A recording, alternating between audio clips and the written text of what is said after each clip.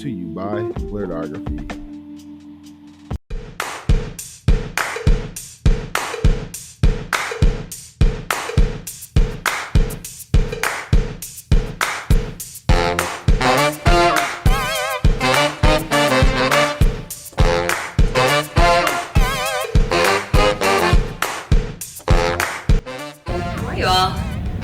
Good. How are you? Great, chilling, you know? It's great. Oh, you're fine. Hey, hello. How are you? Great.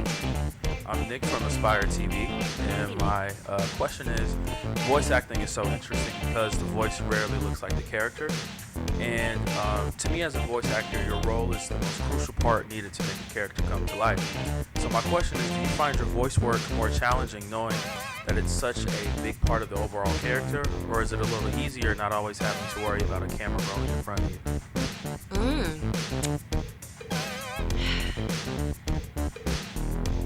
Yeah, it is easier that you're not, like, that you're only focused on your voice. Because, yeah, if you when you're on camera, there could be cameras in 4 different places, plus your activity, right? So it's kind of more of a collaboration, like, in just the actual character development when you're doing voiceover work, because you're going to have a voice director, you're going to have your director, you're going to have your writer. Sometimes all of them are in the room, so we can negotiate and be like, oh, that was weird. Did that feel weird? Like, can we try this? So, yeah, definitely very different. Yeah, it feels like it's a totally different job sometimes. Thank you. Thank you. Hi, how are you? Q. Nice to see you again. So the question for you, not directly to what you fostered a dog about 4 months ago. Yes. Billionaire. Can you tell us about it? Yes, he's baby angel sent from God. I follow a bunch of local shelters, and they need fosters because the shelters are full by me. And basically, like, who's gonna get put down? And I was like, this is such a small little dog. They said he's like healthy and social. Like, I have 2 dogs, so I have to be careful. Like, I can't have a dog that doesn't like dogs. So, you know, we were able to get him, and he was an angel. He's the easiest dog I've ever had. You know, if you're gonna keep a dog, like, I think he had like 10 applications in 1 week. So, he's a dream. Actually, my parents took him. Which is crazy. All these other applicants, and my dad's like, I called them, I got the dog. And I was like, what? So, he's a Texas boy now. All right. Thank you. Let's talk about puppies. Back again. Hi. At Aspire TV, the words we live by is see yourself here. So I wanted to ask you, when was the first time you experienced something, whether that was a show, a concert, or an event, and you said, I can see myself here in this space? I don't know. Trying to think. Growing up? There's not a ton of Puerto Ricans. There's like Rosie out there. She's killing it. Tina Turner, I mean, she was pretty, rest in peace, Tina. Yeah, that was that was like probably the best concert I've ever been to. She was very inspiring. She performed, I think it was like a 4-hour concert. She left the stage for like a minute for a costume change. So she was up there dancing, and what was she, like 60 at the time? So, God bless, yeah, it's beyond inspiring. Thank you. Thank you. Hey, I just wanted to ask you, so, would you describe yourself Would I describe myself as a what? as a content creator? Content creator. Right. Interesting. Sometimes. As an actor, like, no. But, one of my fellow actors and another production member of our show, we do a little live stream called The Post To, and we kind of interview people in the business. Started with just our team, now we have a lot of other people, just about like how they got to where they are in animation, you know, what their path was like, because it seems there's no right answer. So in that way, yes, but it does take a village. Like, I'm part of a team. So you would, you're a fan of separating filmmakers? Is what I'm only asking. No, not at all. I just think content creators, you're creating the content.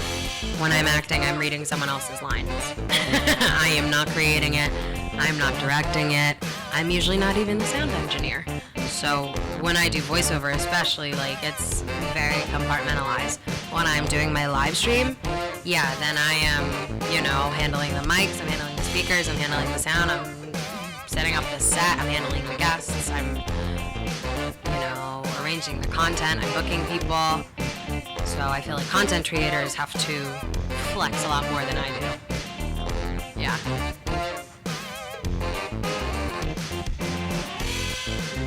Versus the world.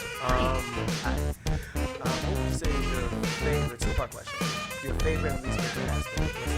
What's that? Okay. Favorite? There's not like a lot of bad parts to voice acting. It's a pretty sweet gig, I won't lie. Okay, my least favorite is the vocal care. It makes you kind of feel like a diva when you're like, I'm tired, but my doctor always is like, you're like a vocal athlete, and so you have to treat yourself as such. You gotta get lots of sleep, you gotta be drinking all your water, you can't go on vacation and fly in at 2 a.m. and go to work, so I can't be in the booth after sleeping for 2 hours or being out all night. So that discipline and learning what you need is hard.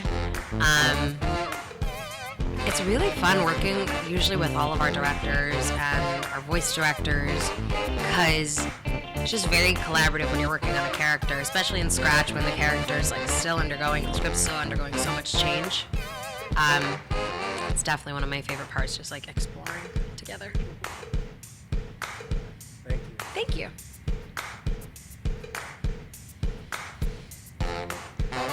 So if you weren't acting today, what do you think you'll be doing? I just figured this out. So it was always you ever do those career tests in high school? I kept getting I should be a soil biologist. Didn't really impress me or an actor. But I finally figured out the other day if I wasn't acting, what would I do?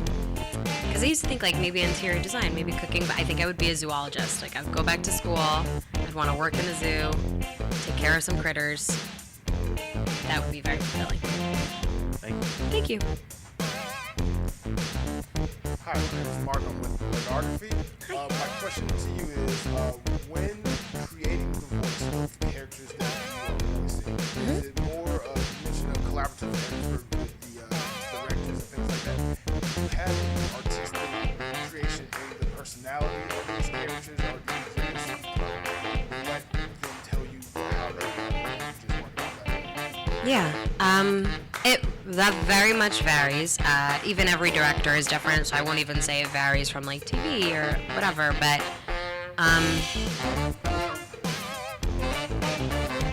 for example, on the Owl House, right? Luce was pretty fleshed out. Am I acting? Yes. Am I bringing my personality to her? Yes, but I didn't change the lines. I didn't change a ton of moments. More what happened was sometimes I'd be asking questions. I'd be like, well, then why this? I've gotten the script. I don't understand why this would happen here. Why I would say that and not this. So that's kind of the collaboration, but it's still, they'd be like, okay, let's rewrite that line then, that was kind of the level of interaction. Or when it's more Scratch, when it's earlier on, then there's a lot more input, hey, what if she did this? Or what if we changed this? Or where's this person? That kind of thing. So it varies. Did I answer your question? Great. Hi. All right, so you talk about how you read lines of information. Yeah. Do you have a favorite line From ever? from ever? Anything you ever done in your life?